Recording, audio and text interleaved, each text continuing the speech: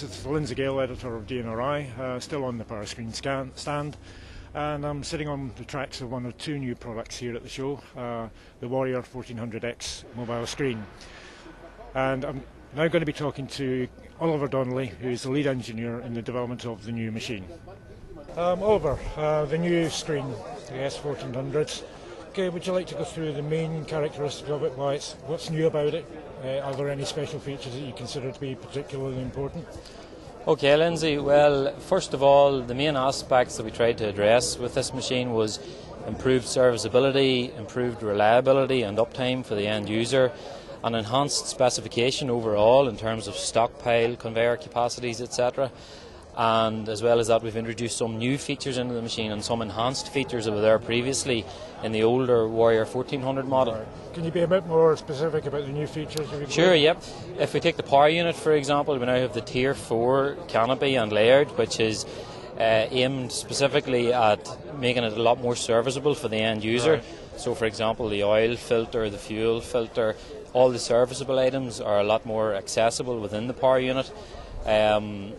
On top of that, economy was a key drive with this machine to make it fuel efficient. So we have also utilised enhanced hydraulics on the machine to get a fuel saving, and we've achieved about 15% of a fuel saving over the older machine on this one. Well, what engine is actually powering this? Is it a CAT? There's two versions of engine for this machine. The standard Tier 4 engine is a C4.4 82 kilowatt. And then there's the Tier 3 offering, which is again the C4.4, but it's the 97 kilowatt engine, but it's delivering 90 kilowatt of power at 1800 RPM. Right, you're offering a Tier 3. Presumably that is for markets that are less regulated than, say, the European market is. Correct, that's for Australia, etc., and all the other countries that haven't yet gone Tier 4 or Tier 4 entry. Okay. In terms of the overall dimensions of the machine, it is the smallest in the Powerscreen range, I believe, is that right? Well, it's not actually. I mean, the Warrior 800 is the smaller machine than this. Right. This would be second from smallest, if you like, in the Warrior line of machines. We haven't altered the actual transport dimensions or envelope, if you like, from what the Warrior 1400 was or is today. So the machine is still easily transportable around Europe and conforms to all the main European transport dimension regulations. Okay. I mean, in terms of application, where does this fit into the Powerscreen range? I mean, it's obviously at the smaller end of the machines. Is it for small mines, quarries, or has it applications in recycling as well? It has recycling, small quarry operators and contractors particularly will avail of this machine. One of the other items we've addressed with this machine is setup time and shutdown time. Right. We've tried to improve on that greatly. So, for example, there's no bolt-on items on the machine. We now have a fixed walkway, which we didn't have before. Right. The hopper's fixed, etc. So we've taken a lot of the operations out that would have previously been there with the old machine to set it up for working and to break it down again for transport. In terms of setup, how long typically do you think it would now take then with all those improvements? Probably around the 15-minute mark, I would suggest, quick? is ample time for it, yeah. Okay, that's good. Are there any features on it that you consider to be particularly special or particularly noteworthy? Yeah, I mean, there's some features that the old machine had, like the jack-up screen box for maintenance. We've now improved that vastly. The screen box now rises about 1.2 metres, and I think that's much more than any of the competitors would do. And that's of particular use when you're changing the screen media on the bottom deck. On top of that, we have a unique collection conveyor raise facility, which offers access into the diesel tank, etc. if that had to be replaced.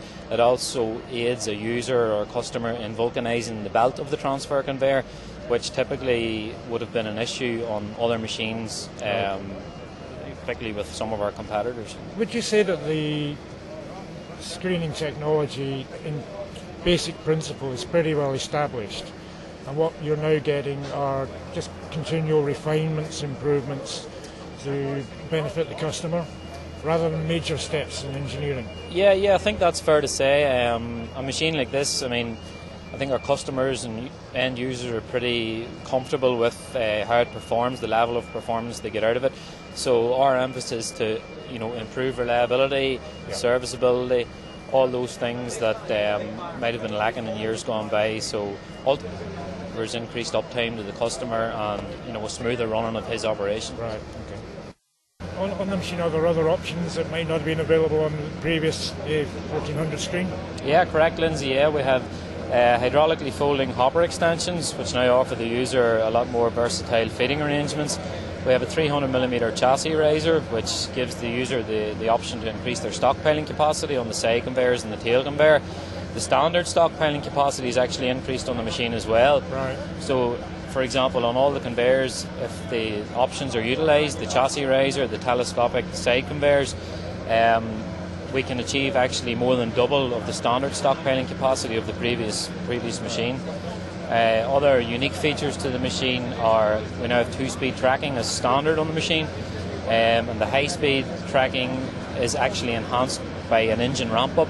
So when you go into high-speed tracking mode, the engine ramps up as well to increase the speed further.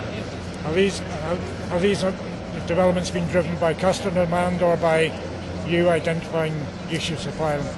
Customer demand. One of the key things that drove the specification of this machine on my brief, if you like, was quite advanced global research with our customers, with our end users, with our dealers, identifying what they thought were flaws or opportunities for improvement with the current machines, right, and maybe some things our competitors were doing which we weren't doing. So that was a key thing, to gather all that information, research the market thoroughly, and come out with a pretty bang-on specification to work from and design the machine. Which is sitting here on the stand in Hillhead. Exactly, yeah. So this will be the acid test for it, I guess. Exactly. You know. Thank you.